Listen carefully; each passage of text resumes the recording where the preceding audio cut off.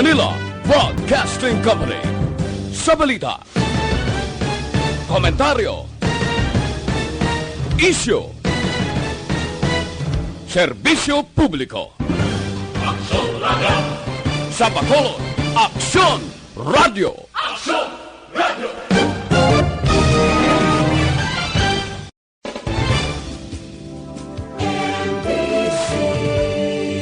Manila Broadcasting Company. Sa balita, komentaryo, isyu, serbisyo publiko. Aksyon Radio! Sa Bacolod, Aksyon Radio! Aksyon Radio!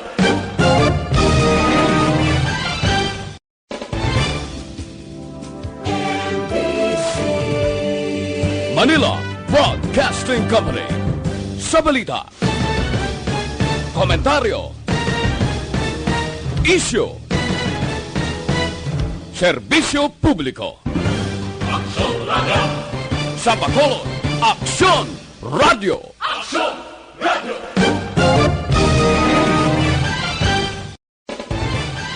Action Radio Philippines, Standard Time, alas 6. Oras ginadulong sa inyo sang. Sa inyo sang 1 Plus Herbal Capsule, ukon manunggal with mangosteen, panyaw. Is brought to you by certified world-class quality. Aksyon! Balita Evening Edition.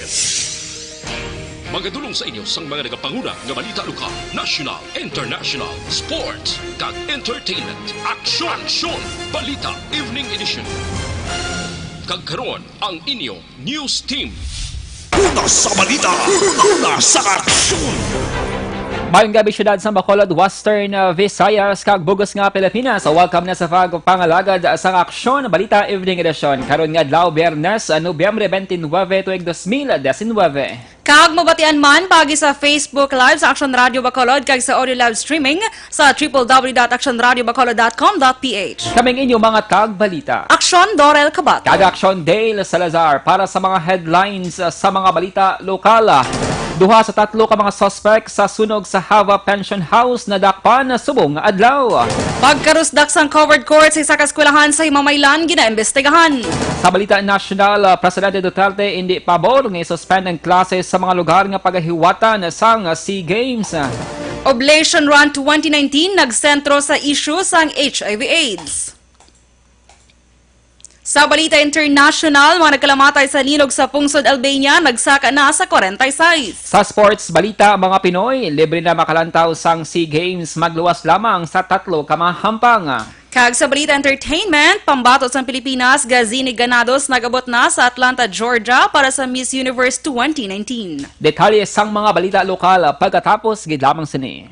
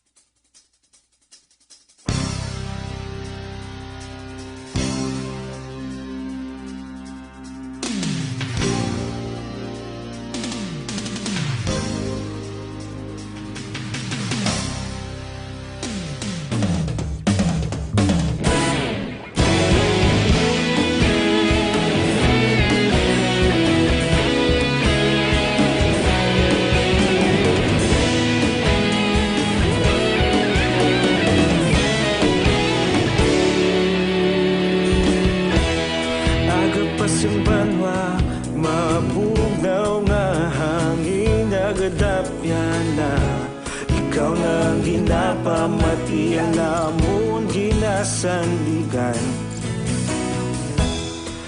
sunog sang probinsya, kamatuuran ginapalap na. Mensahe nga may dala, paglaom kag kasanag.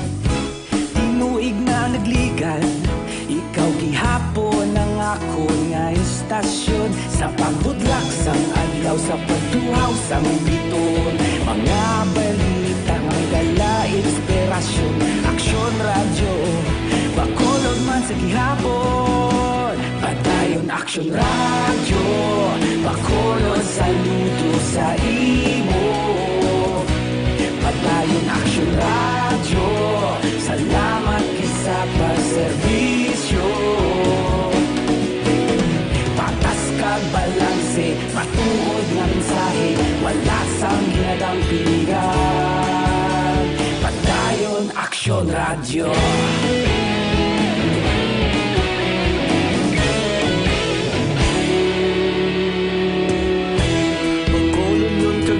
Sanon inyong pamatian,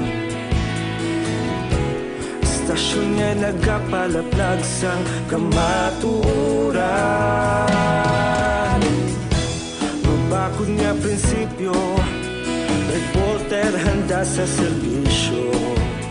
Kahapon, karun kag sa gihapon, kita magapadayon. Tinuig na nagligan, ikaw gihapon ang ako nga istasyon. Sa pagbutlak sang adlaw, sa pagtuhaw sang biton, mga balita na may dala inspirasyon. Aksyon!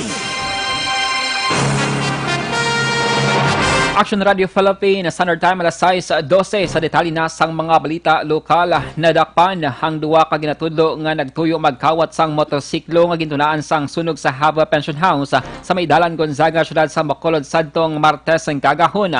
Ang mga suspect ang kilala nga Sanday Rodolfo Henson, residente sang Libertad, Barangay 40 kag Venancio Valeriano, legal ang edad, kag residente naman sa Barangay Amayco, Banwa naman sang Musya. Sunod kay Police Major Jovel Sidel, ang hepe sang Police Station No. 1. Una nilang nadakpan si Henson kag gilayon gintudlo siniyang upod nga si Valeriano. Sa panugiron ni Henson, tatlo sila ang tuyo kontani nga magkawat sang motorsiklo, apang helmet lang ang ilang nga nakuha.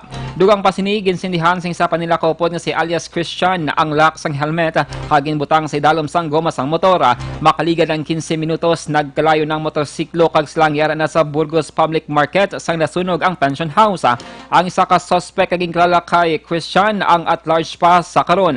Malumduman patay ang 6 ka mga persona nakip ng tagiya sang Hava Pension House sa amo nga sunog. May mga previous case sa isa na si certain Nonoy Lumot, may record ito sa Police Station 1. Kaya interview natin sa mga witnesses o mga kilala man natin. Pinamention nila si Nonoy Lumot. Check natin ang iyasang whereabouts siya o nabudiri sa Barangay Amayco, Murcia. Nabatian ang hepe sang Police Station No. 1, Police Major Jovel Sidel. Nagluntad ang sunog sa stock room sa STI West Negros University nga nahamtang sa second floor sang SB building 10 minutos antes nagumpisa na tanan ng fire drill sang mga estudyante. Sunod kay City Fire Marshal Publio Plotania, alas 8:23 sang nabato nila ang fire call, kag alas 9:23 sang gindeklarar ang fire out. Dugang paniplotan niya pag-umpisa sang aso gilayon man, nakagwa ang mga estudyante mga nagahanda na kuntani sa patigayunon nga fire drill. Palayag ni plotan niya nakakomply man ang building sa mga pagsulundan. Ginabanta nga kapin 150,000 pesos nga balor sang kahalitan ang gintuga sang sunog, kag sa karon padayon pang investigasyon. Samtang ginpahayag naman ni Dondon Parandas, Operation Officer sang City Disaster Risk Reduction Management Office, nga kapin 900 ka mga estudyante ang ilagin evacuate sa mga building kag masobra 30 ang gindapatan sang pagbulong bangod may mga estudyante nga nalipungan kag nabudlayan sa pagginhawa. Sa iban nga balita lokal, nagpatigayon na sa investigasyon ng lokal nga panguluhan sa syudad sang Himamaylan hango sa insidente nga pagkarusda kagabi sang covered court kinahantang sa Buena Vista Elementary School sa Muman nga barangay. Sulo kay Himamaylan City Mayor Rogelio Raymond Tongson Jr., gilayon nga nagpadala sang representante ang iya talatapan sa lugar kay inasang agagod sa pagpatigayon sang inspeksyon. Sulo kay Tongson, ini nga proyekto ang ginpondohan kag ginpatukod sang DPWH National sa idalom sang nagdigad nga administrasyon sa syudad nga iya ginbuslana. Ginpasalamatan man sang alkalde nga wala sang tawo kon persona nga nahalitan sa mga insidente. Nagapati si Tongson nga mayara gid sang salabton ang kontraktor nga nagpatukod sa mga proyekto apang ginatugyan na sini sa DPWH ang paghimo sang pagpangusisa kag pagdihon sang konkreto nga tikang. Investigation is ongoing already. Ang isa ka counselor ko in charge of infrastructure is with the DPWH already and some school teachers from the elementary school. Ito subong sa Benavista mismo, sa dito mismo sa site. So, ga-evaluate na to sila sang sitwasyon kay DPWH. Nabatian na si Himamaylan City Mayor Rogelio Raymond Tongson Jr.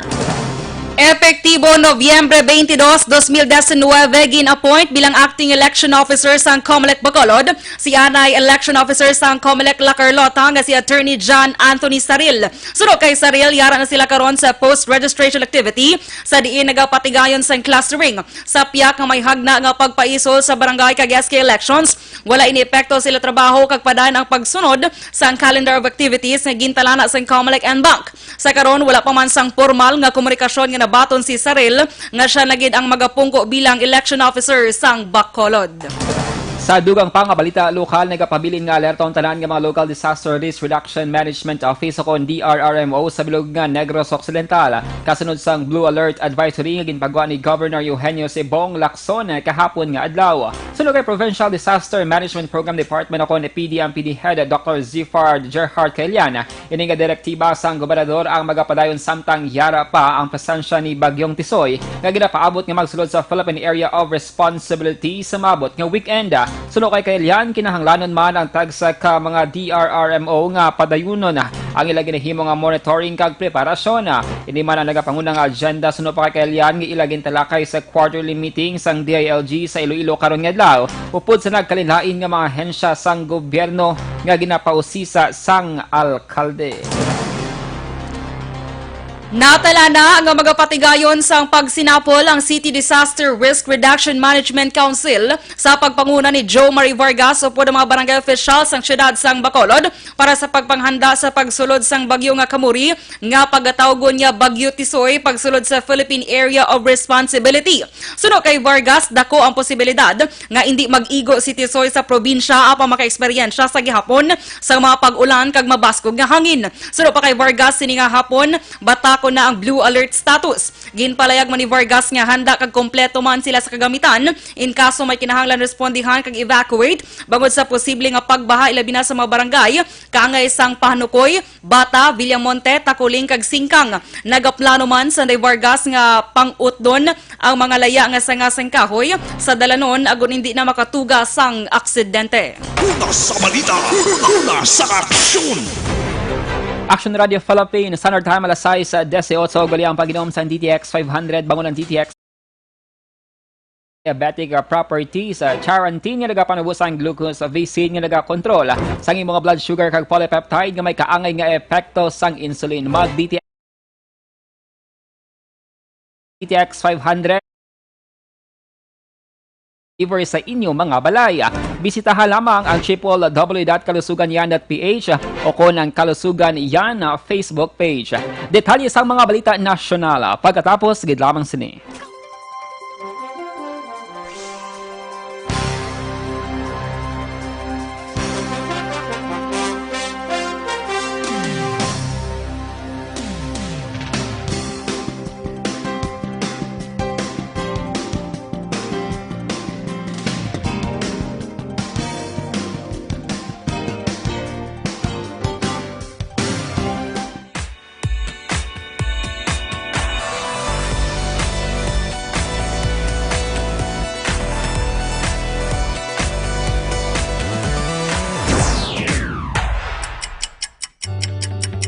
Yari ang mga programa nga inyong bantayan diri sa DYEZ Aksyon Radio Bacolod.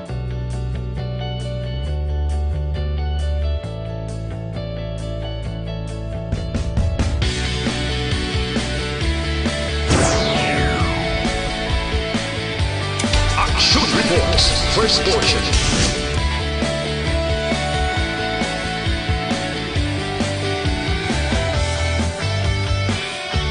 Aksyon Reports, second portion. Balitang Bayan, numero 1. Aksyon, Balitang Bayan, numero 1.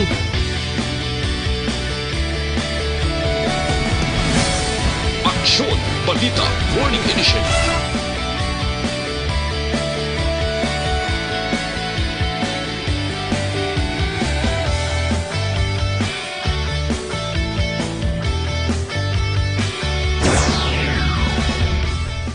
Aksyon, Hotline. Aksyon, Hotline.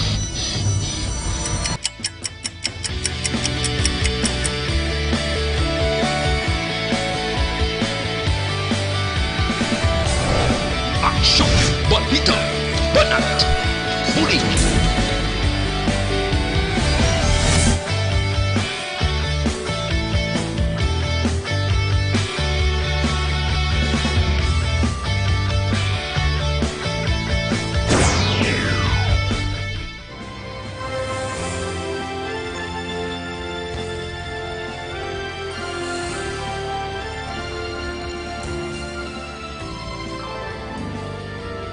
Aksyon Reports Afternoon Edition. Aksyon Reports Afternoon Edition.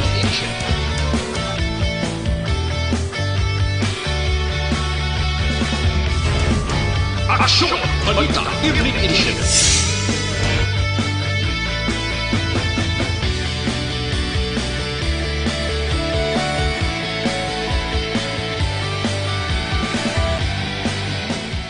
Aksyon Firing Line. Aksyon Firing Line.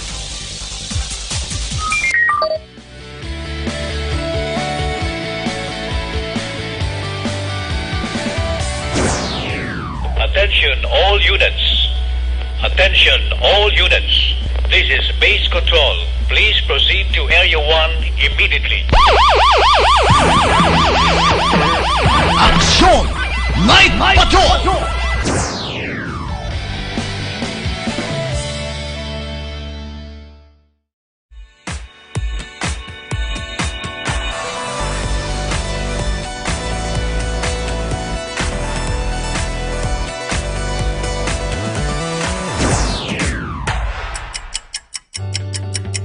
Yari ang mga programa ngayon nyo bantayan diri sa DYEZ Aksyon Radio Bacolod.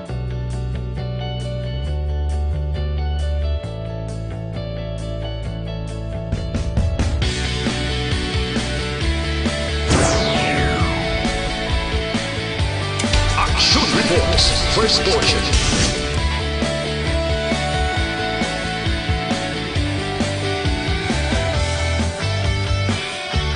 Aksyon Reports Second Portion. Aksyon Balitang Bayan numero 1. Aksyon Balitang Bayan numero 1.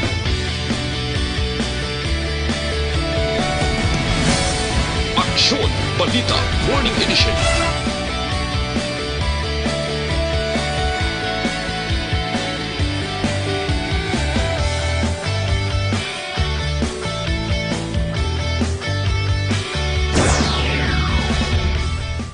Aksyon Hotline. Aksyon Hotline.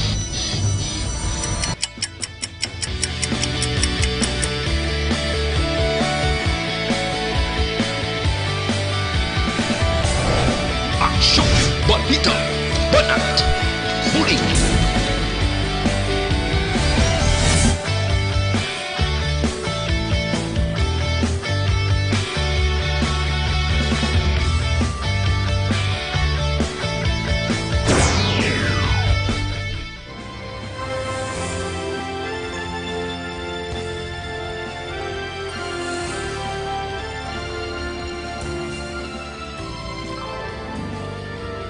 Aksyon Reports Afternoon Edition. Aksyon Reports Afternoon Edition.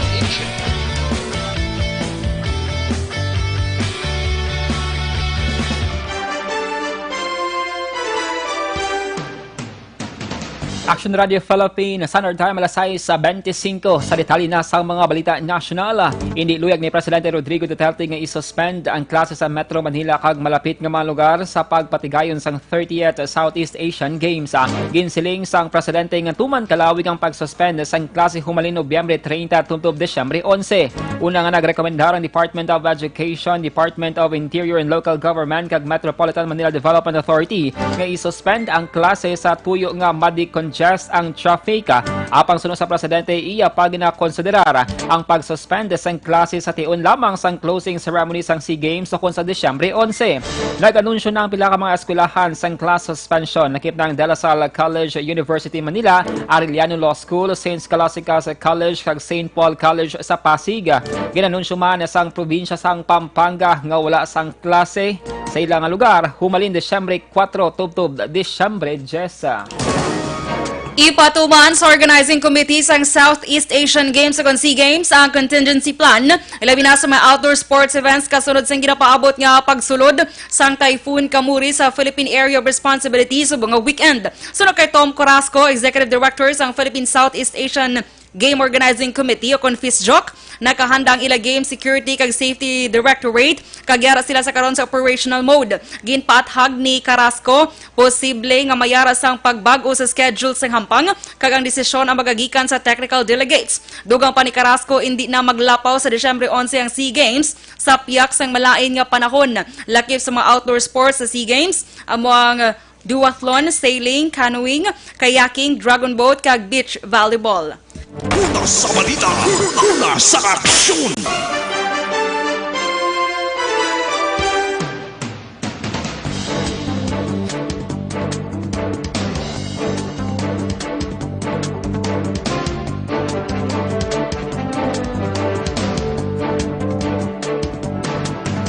Sa dugang pangabalita nasyonal, nagpatigayon sang tuigan nga oblation run ang mga miyembro sang UP Manila Alpha Phi Omega Con Apo Fraternity sa University of the Philippines, Manila. Tema sang oblation run subong 2019 among End the Stigma and the Surge, Fighting the HIV/AIDS Epidemic Community by Community.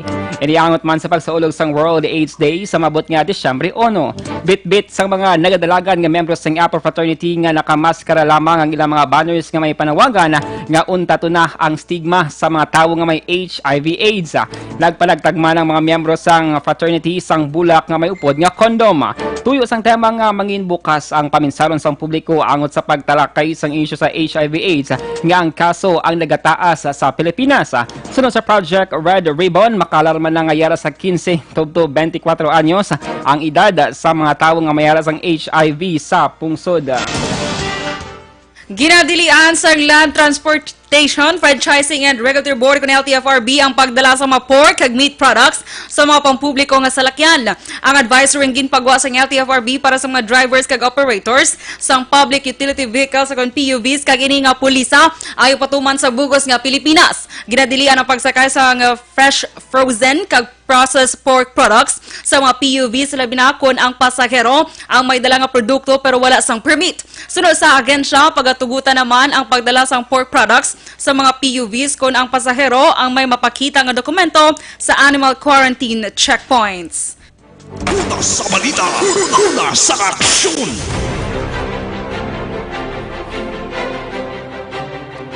Action Radio Philippines, Standard Time, alas 6:28. Dugang ang mga balita pagkatapos gid lamang sini.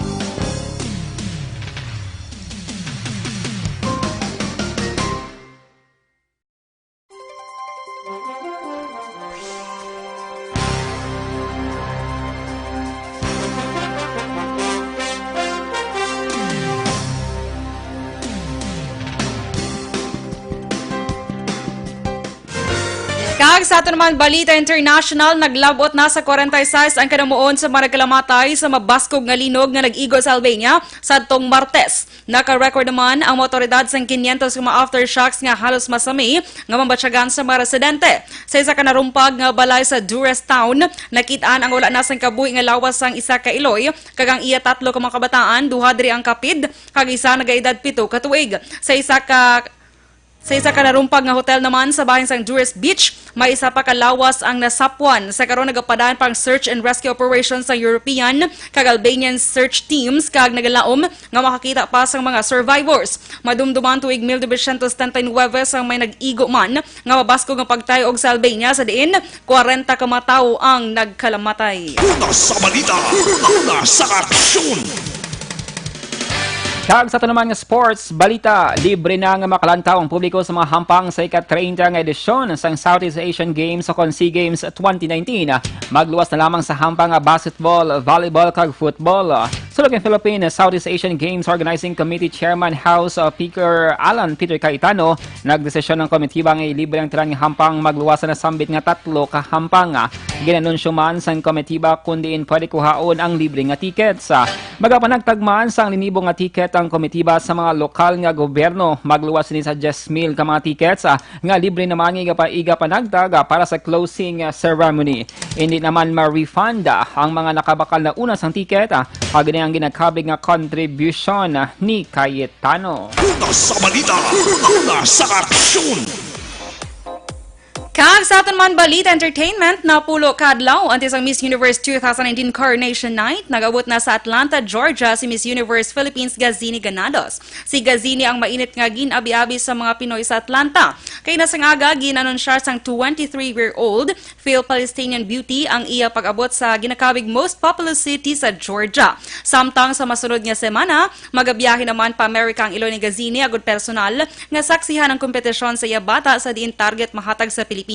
Ang panglima nga Miss Universe crown kag back-to-back queen kasunod sang pinagikan sa Bicol nga si Catriona Magnayon Gray. Una sa balita, una sa aksyon. Action Radio Philippines, Standard Time alas 6:39 kag inyo nabatian ang mga balita sa Aksyon Balita Evening Edition karon nga adlaw Biyernes, Nobyembre 29 tuig 2019. Kag sa ato naman nga Christmas countdown, 26 days na antes ang Christmas kag 33 days antes ang New Year. Kaming inyong mga tagbalita. Aksyon Dorel Cabatu. Kag Aksyon Dale Salazar. Una sa balita, una sa Aksyon sa Bacolod Aksyon Radio. Manila Broadcasting Company. Sa balita, komentaryo, issue, serbisyo publiko. Aksyon Radio. Sa Bacolod, Aksyon Radio. Aksyon Radio.